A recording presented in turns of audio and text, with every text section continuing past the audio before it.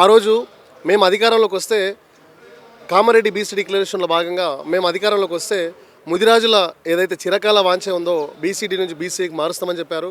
అది మాత్రమే కాకుండా స్థానిక సంస్థల్లో ఏదైతే రిజర్వేషన్ ఉందో 42% పెంచి స్థానిక సంస్థల ఎన్నికలు నిర్వహిస్తామని చెప్పారు. కానీ ఈరోజు కాంగ్రెస్ ప్రభుత్వం అధికారంలోకి వచ్చి దాదాపు సంవత్సర కాలమైనా మరి ఇప్పటికి కూడా నిమ్మకు నీరెత్తనట్లు వ్యవహరిస్తుంది. ఈరోజు కులగణన జరిగింది, కులగణన రిపోర్ట్ కూడా రేపో మోపో బయటకు వచ్చేటట్టుంది. దాదాపు 50,000 ఉద్యోగాలని ఈరోజు కాంగ్రెస్ ప్రభుత్వం అధికారంలోకి వచ్చినాక ఫుల్ఫిల్ చేసింది. ఈరోజు బీసీడీ నుంచి బీసీఏలో మా ముదిరాజ్ కులాన్ని చేర్చకపోవడం వల్ల దాదాపు అత్యధికంగా తెలంగాణలో ఉద్యోగాలను కోల్పోయిన కులం ఏదంటే అది ముదిరాజ్ కులం.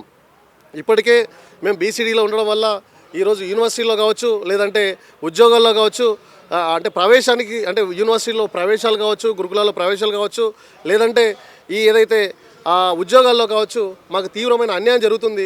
ఆ అన్యాయాన్ని అరికట్టడం కోసం ఈరోజు యావత్ తెలంగాణ సమాజం మొత్తం ఏకమై బీసీడీ నుంచి బీసీ కావాలి. ఈరోజు ముదిరాజులకు ఈరోజు ఏకైక డిమాండ్, ఎంటైర్ ముదిరాజ్ కులం ఒకే ఒక డిమాండ్ కోరుకుంటుంది.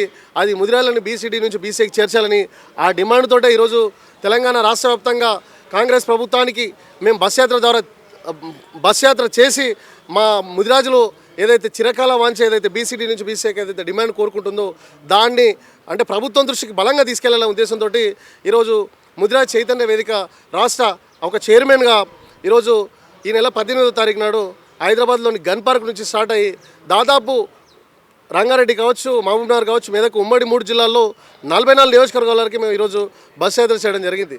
ఆ బస్ యాత్రలో మేము ప్రధానంగా నియోజకవర్గాల వారీగా వెళ్ళి ఈరోజు కాంగ్రెస్ ప్రభుత్వం ఏదైతే ఎన్నికల హామీలో ముదిరాలకు ఏదైతే బీసీడీ నుంచి బీసీకి రిజర్వేషన్ ఉందో ఆ రిజర్వేషన్ అమలు చేయాలి, అట్లాగే స్థానిక సంస్థల్లో ముదిరాల వాటిని ఖచ్చితంగా మాకు కేటాయించాలనే ఉద్దేశంతో ఈ 2-3 డిమాండ్లతోటే ఈరోజు మేము కాంగ్రెస్ ప్రభుత్వాన్ని అంటే క్వశ్చన్ చేయడం కోసం కాంగ్రెస్ ప్రభుత్వానికి ముదిరాల యొక్క ఆగ్రహాన్ని లేదంటే ముదిరాల యొక్క వేదన బాధన తెలియజేయడం కోసమే ఈరోజు మేము బస్ యాత్ర చేయడం జరిగింది. దాంట్లో భాగంగా ఈ మొదటి విడత పూర్తి అయింది ఈ నెల 29కి. ఇక రెండో విడత కూడా ప్రారంభం చేస్తాం.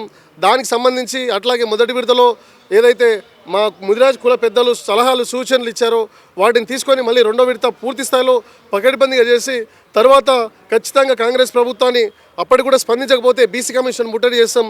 అప్పటికి కూడా స్పందించకపోతే ఖచ్చితంగా గాంధీ భవన్ ముట్టడో సెక్రటరియట్ ముట్టడో చేసే ప్రయత్నంలో యావత్ ముదిరాజ్ సమాజం యావత్ ముదిరాజ్ యువత కూడా ఈరోజు అంటే ఎదురు చూస్తున్నారు.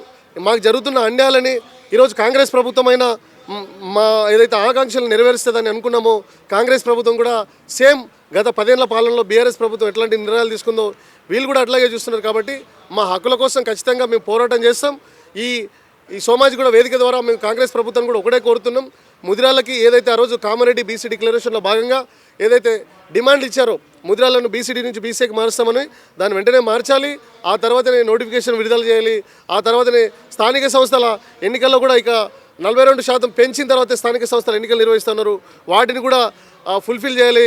ఆ ఫుల్ఫిల్ చేసిన దాంట్లో భాగంగా తెలంగాణలో అత్యధిక జనాభా కలిగిన ముదిరాల వాటెంతో తెలియజేసిన తర్వాతే స్థానిక సంస్థల ఎన్నికలు నిర్వహించాలనేసి మేము తెలియజేస్తున్నాం.